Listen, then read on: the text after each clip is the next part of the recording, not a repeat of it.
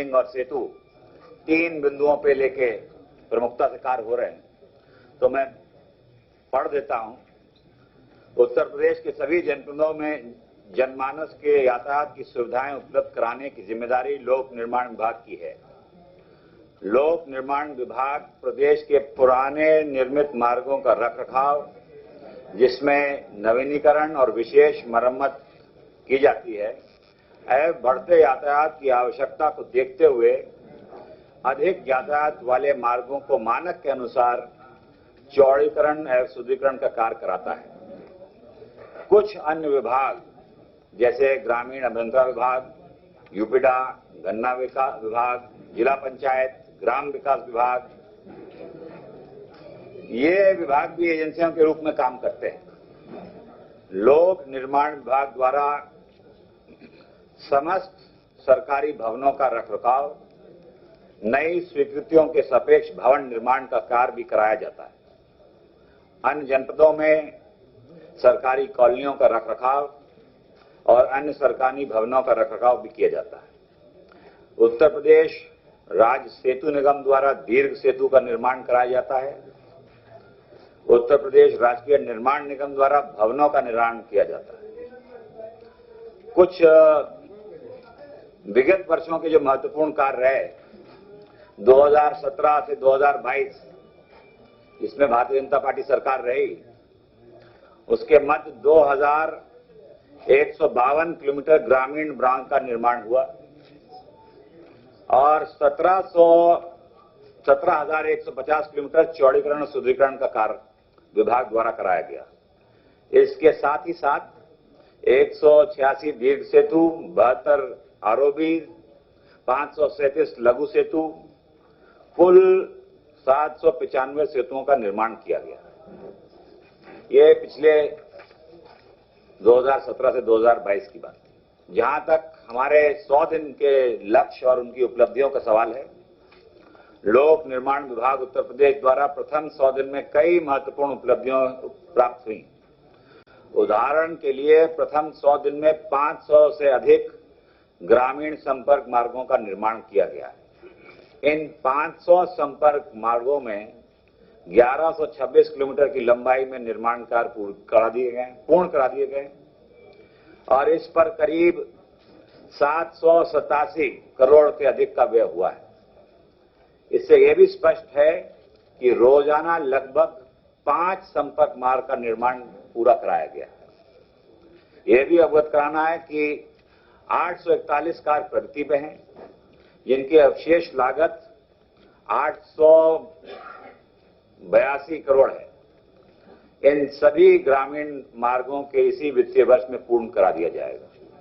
विभाग का यह भी सतत प्रयास रहेगा कि भविष्य में भी इसी गति से निर्माण कार्य प्रगति प्राप्त करते रहेंगे। विभाग द्वारा प्रथम 100 दिन में 89 सेतुओं का निर्माण कार्य पूर्ण करा दिया है, जिसकी लागत 834 करोड़ है।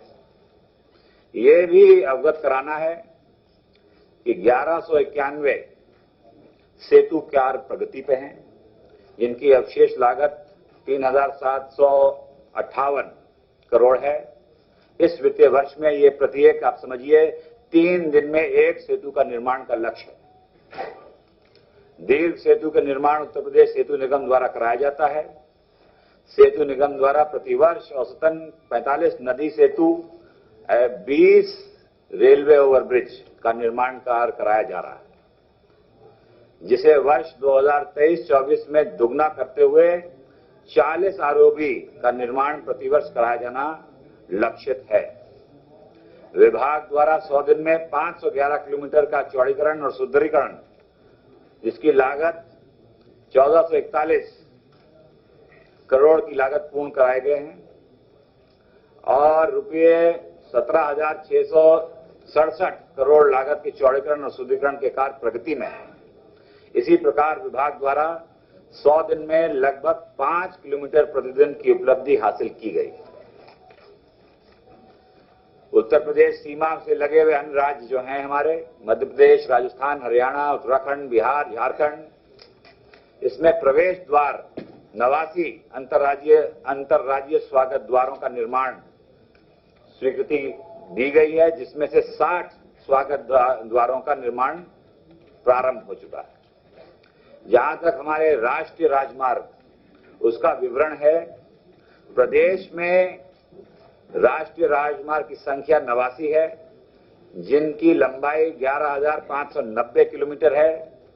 गत वर्ष पिछले वर्षों में एनएचएआई और एनएच और लोक निर्माण विभाग द्वारा 1720 किलोमीटर राजमार्ग परियोजना की पूर्ण करी गई है और पिछले गत वर्ष में 662 किलोमीटर, जिसकी लागत 13,325 करोड़ लागत की परियोजना स्वीकृति प्रदान कर चुके हैं।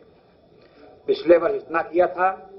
इस वर्ष माननीय नितिन गडकरी जी, मंत्री सड़क परिवहन मंत्री, भारत सरकार से वार्ता भी हुई और उनके अनुसार लोक निर्माण विभाग द्वारा 1163 किलोमीटर लंबाई इस वर्ष राजमार्गों के विकास करने की डीपीआर प्रस्तुत की जाएगी और इस वर्ष के कार्य की स्वीकृति 15,634 करोड़ रुपए की वार्षिक कार्य योजना अनुमोदित की गई।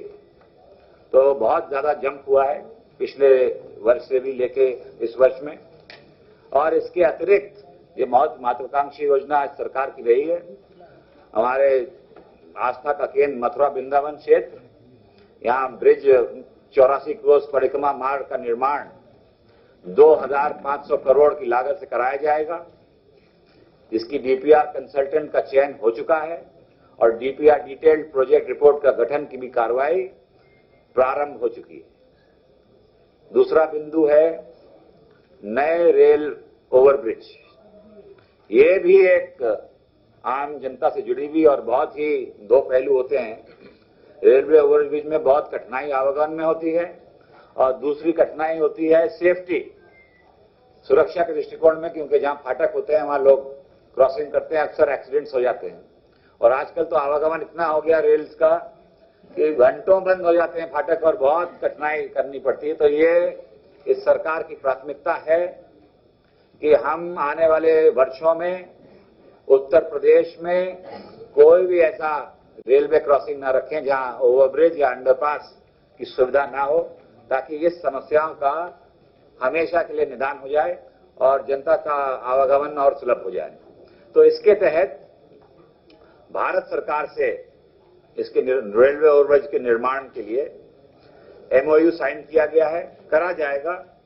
मगर जो एमओयू का अनुमोदन मंत्री परिषद से उत्तर प्रदेश के ले लिया गया है और इस मद में जो स्वीकृति आई थी वो 1,017 करोड़ की आई थी केंद्र सहायता की, 117 करोड़ की आई थी केंद्र सरकार की सहायता की।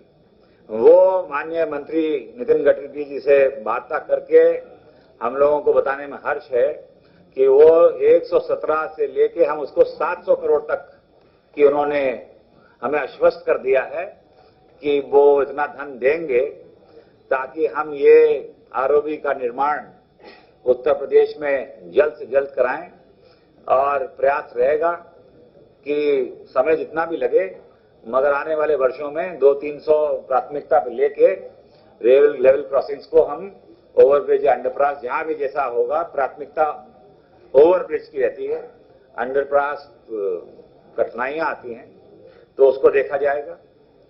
जहां तक विभाग में पारदर्शिता, ट्रांसपेरेंसी लाने के कदम हैं, उनको और उठाया गया है और पूरी तैयारी से प्रयास किया जा रहा है कि विभाग में जितने भी टेक्नोलॉजी का इस्तेमाल हो सकता है, टेक्नोलॉजी के इस्तेमाल किससे पारदर्शिता आएगी।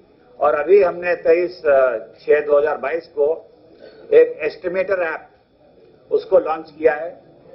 शायद आपको पता भी होगा, मगर एस्टिमेटर क्या था कि ये इसको डिजिटलाइज कर दिया है। जो एस्टिमेट्स आते थे सड़कों के, भवनों के, वो फाइलें भटकती रहती थी और पता नहीं किन किन लोगों से दस्तखत हुआ करते थे। एक मिनट रोकिए जरा से, वहां कौन है? रोक दीजिए।